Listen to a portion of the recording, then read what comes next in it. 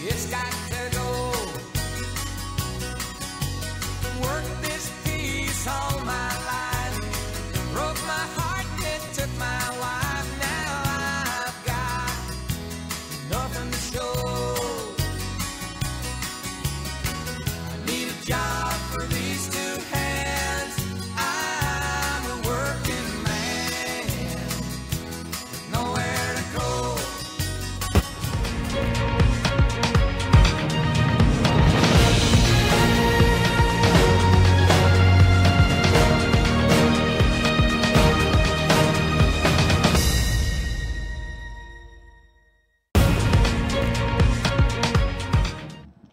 Hi, everybody. We're just going to keep doing this till we get it right. There we go. And 2 o'clock CST. And this is Jeff. And I've come back to talk to you more about things that are going on.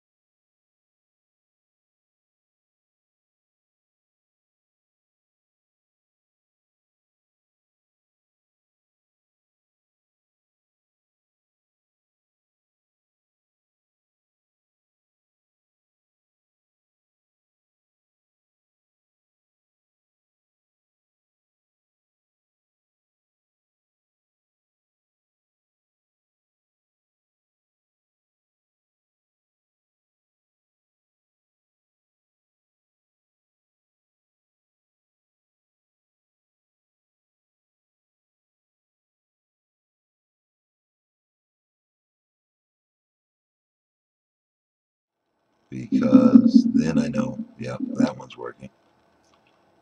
And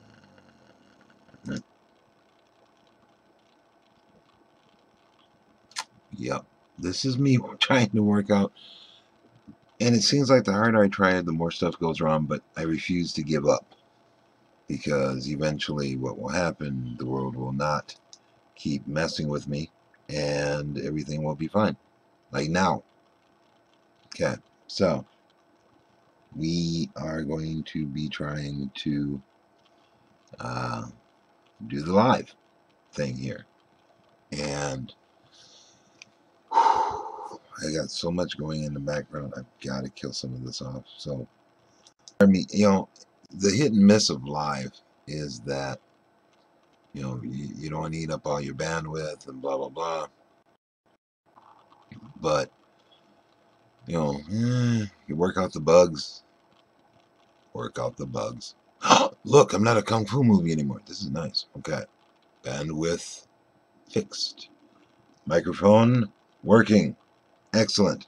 So, now that we got all the jiggly wigglies gone, because there are jiggly wigglies in the world, let's talk about the RV project. And, yeah, I'm going to have Melissa call in here. Yeah, I did Toastmasters too, so is driving me nuts, but it's necessary to keep my mind focused and not go crazy. So, pardon me. Amongst the many things we need to do to get this RV done is to get to a point where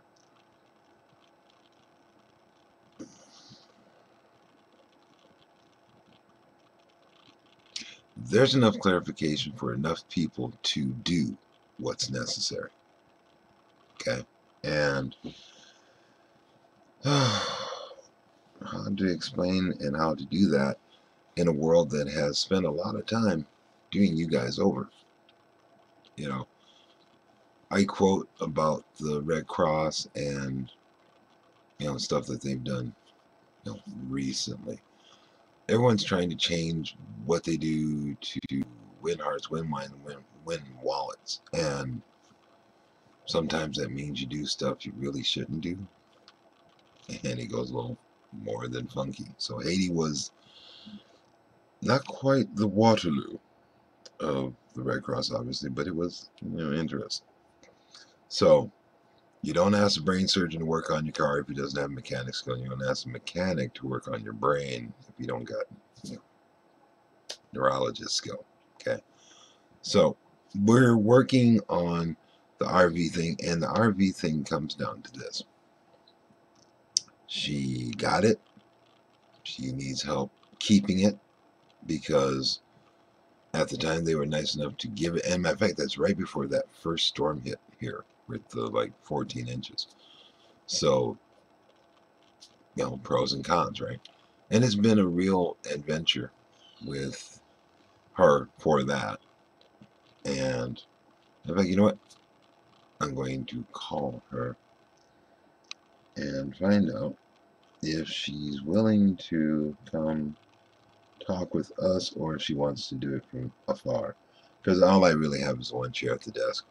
So, like, it gets kind of crowded in here. Yeah, it does. Yeah, it does. So,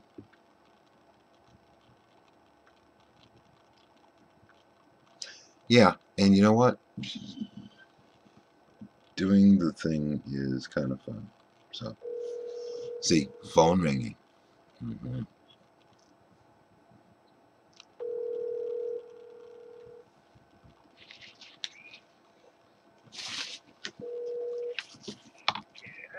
So I got a quick question. Did you want to come back here and talk, or did you want to just do it over the phone? Okay. So we're going to get live bodies. You get to meet the Melissa. So, okay, thanks. So, Melissa Mitchell, or Melissa Hafferbecker, Hafferbecker being the married name, and Mitchell being the maiden name, is, well, we've known her for a few years, and no, we didn't do it just because she's our friend. It was actually under what we consider emergency status that goes beyond county and such. So this person over my shoulder, dun dun dun, look at that, pop up, there she goes. So this is Melissa Mitchell, and she is the lady you're helping with the RV. And I was just explaining how it was nice of them to let you have the RV, and then right after that the snowstorm hit. So yeah, okay, but that does not end the problem. And the reason you're getting invited to help is because, for me, right, it's you learning to help us and learning that people are real and projects are real. And in fact, when you get home, if it's not dark, you still need to send me that picture. You and Dylan pose. I gotta get Dylan to cooperate. I'll make Dylan take the picture, then you take one of the Dylan and you back and forth. There we go. Okay, so please explain just a little bit of what happened that got you in this situation. The landlord decided they want to renovate the apartment, so they kicked everybody out. Mainly us. Especially the program people, because that puts a. And they hiked the rent high enough that the programs won't allow us to live there again. Even if we wanted to, we can't. So, and we've covered that one. Now, actually, the part that's funny is I wish that this was a unique situation, but it isn't. believe it or not, it started out on the East Coast and it's been spreading across the country pretty much ever since. And it started back in November, made CBS and NBC News. That shows you how that was. Yeah. And talking about how, oh no, we need to renovate these apartments. The building's old. We need to get it up to code. And they aren't even doing that. Yeah, and the thing that's funny is people don't. It's not like you, the person watching right now, will be down in Osseo. Yeah. And well, that's where we were. Yeah, and go down to this apartment and go, hi, I'm a random person from the world and I'm here to inspect your building. Right. I want to make sure it's up to code. It's not going to happen. And the building inspectors are coming in to go, yeah, it's the right box. You should change that fuse. So they change out the little breaker there. You're all good? We're all good. And he's gone. And that's it. And now all of a sudden, because when this happened back in the 80s and some 70s, by the way, they used to put you up for a week, two, while they did the renovations. Right, and then they gave you the option of renting the place or not. Come back and come take a look at the work we did, and I think you'll appreciate our upgrades. These guys aren't even doing that. And then they tell the local paper that, oh, they can reapply if they want to. And if they're approved. They made it pretty clear that nobody that was living in the 4 buildings will be living there again. That they have no intention of renting to anybody that lived there before. And did they state a reason, or did they leave it hang? They left it hang, and when it made enough people upset to call in the city council and to have a meeting about it, they told the people at city council, oh, they can reapply, and if they qualify, then they can move back. Then we can rent to them again. Okay, so you just took 2, 3, 4, 5, 6 years worth of rent for me, and all of a sudden, I need to requalify? Yeah, we're talking about people that have been living there for 20 years. These guys just bought the property back in August and have made blanket changes and then just kind of started kicking everybody out. No. But by the time we get to, they did one building first, and by the time they got to my building, there's nothing left locally. So I either have to give up my job and find something elsewhere, and my son has to give up school this close to the end of the year, or we do what we're doing. And get the RV and do what we can do, but I still got to pay on it. So okay, and we are at $1,960. Yeah, we're at 19. Well, actually, I think it's a little less now. Is it? A lady named Kari came by and donated some more. In fact, okay. So let me see if I can do this without screwing up the broadcast, because that would just anger my. I'm gonna bring that back. What? I know. I love my screen. It keeps me honest, and it makes me pay attention to what I'm like. I'm sorry. Is that a no? That's not something bad. That's something that went wrong. Okay, so excuse me. Here's that part I was dreading. Did it just lock you out? No, it didn't lock me out. It's actually panicking. It's a crisis. That's why that's all. Because this is pulling back to try and do its job. No, that's still talking, because that light's going up and down. Flickety. Okay, and we get rid of that, and we get rid of that. All the heavy loaders. Okay, so hold on a second here. We're going to do this commercial style. Wandered aimless in the city with my dirt work boots and my old straw hat in hand, singing a song by Woody Guthrie. This land is your land. Okay, and that gave us enough time to change screens, blah, blah, blah. And besides, the Nitty Gritty Dirt Band is never wrong. Ever. Okay. Bring up the... Oh, yeah, this is where we actually get to do all of our central location. And since Mars isn't here to request it, we're not doing the drum roll. We are at 6650. So, 6650 for 1990. Wait, are you saying that you were at 1960 when you left that? Mm-hmm. We're down to almost. Oh, we're down to 18 something.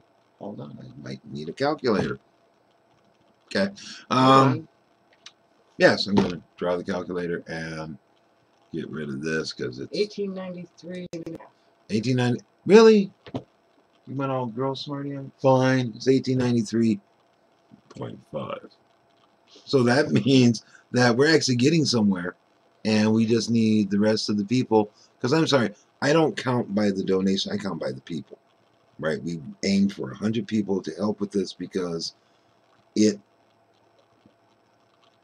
clarifies very, very quickly. A quick $20 out of everybody out of 100, we're done. With change to tell them, go to McDonald's when you're done because we have extra, right? And we're 1860. 93. Oh, we're not. Is it 93? Yes, 93. 1893.5. Okay. Dude, I deal with numbers all week. I'm so glad to have her. You know, it's like, will you come up here? So they do people can see face, go Facebook. Now, true. I get when you go to the, matter of fact, this is helping you and them. So when we go to Melissa Mitchell, there's this dead profile. Literally, it's a dead profile. Meanwhile, Melissa Haffenbecker, kind of active. You know, she's got birthday wishes and Beth is forever commenting something on her profile. So, if you get a chance, you might want to transition that back together into one. Just saying. That means I gotta start a all new Facebook. No. Go into your settings and you can change your name in there. Yes, ma'am. Well, women can. They tend to frown on us men changing our names. But hey, I'm hyphenated. I'm actually blank Spaniel. And it's like, you don't like that? I'm like, I'm marriage certificate. Don't like that. Yeah, okay. Part of Facebook might be a bit sexist. Okay. So, before we tangent off, because you know I will in a heartbeat. Right? Okay. So. We all know you and love you, Jeff. Okay. So, matter of fact, let's cover some of the concerns because I get little snippets of, I want to say snide comments. In this, it's been only a week, hasn't it? In the RV? Last weekend snow. Yeah, so we're going into our second week. So in the first week, did you find that you wanted to do, like, I know that you went to a point where, especially when you were trying to figure out those plugs, you know, I think I got screwed. It's like, wait, keep looking, make Dylan crawl around was my thing. Trying to find them in the dark isn't easy when the little brown panel where they are is it kind of in blends a closet and blends with them. Yeah. We found it. It took 2 days, but we found them. Okay. So, where are you at in that adventure? I mean, I know you're still working on the LP gas thing. Yeah, we gotta find a place to go. Because the guy that does it's was coming out, they don't do that anymore. So that's okay. Well, that if I had known that, I would have had you. It's only like a 20 tank, right? It's like this. Oh, it's one of the bigger ones. It's a 1978. Deer. Right. Built in, and it's right there. With the little screw-on thing for the head. Yeah. Shit, you can take mine. I'm not using it. Yeah, but I don't know how to connect. You have to get a special part to connect an external tank like that. Because that's what my neighbors are telling me. Guess we'll be helping Melissa find an RV shop too, where they go, oh, it's right here. How much for that information? Or I just drive to a local gas station that fills LP. Check her out. Check her out right here. Okay, so. On the last day we're there, we'll just take it and get the LP filled, and then find a new place to park it. Okay, and that's the other thing. You know, it's not that this doesn't work. What it is you got to look at Minnesota is a leisure and vacation state. There are people who live here.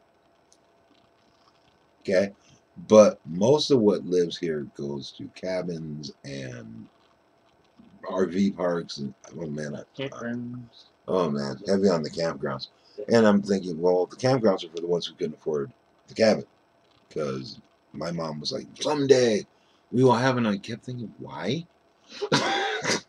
I get to go to camp and I get to go here, not thinking about the fact that I would grow up someday and be all scraggly old and need a place to go because I need that. The world is free. Oh, and there's always Lake McCarran and Lake Harriet and it's. But now that you're in the parent grandparent stage, oh, does your life change? Oh my God! But then you decide to live in one, and it's like, oh yeah, we got about 2 weeks, 3 weeks. We can let you be here, and it's like you don't have more time. You don't have enough space. Well, no, we're pretty much booked for the season. I'm going, and I made the calls too. I didn't just throw this on her. I'm like, well, I'm not doing that. Holy crap! Yep, a lot of Looking them are at so. the map, there's a place just short of Duluth that has 2-3 pads that are available for what they call the season, which is from spring till fall. She works down in Minneapolis. I work in Osseo, and I need to be able to get to work and get down to school. And So getting up at 3 o'clock in the morning isn't going to be fun. 2. Yeah. Gotta remember, morning traffic. It was dead that time. Yeah. Okay, I'll be there. Well, this is part of the day that we had planned. And you know what? I know what I'm going to do here. And I took some time to read all the stuff and put that there. Okay. So when we leave, we have exit music because I like exit music. Okay.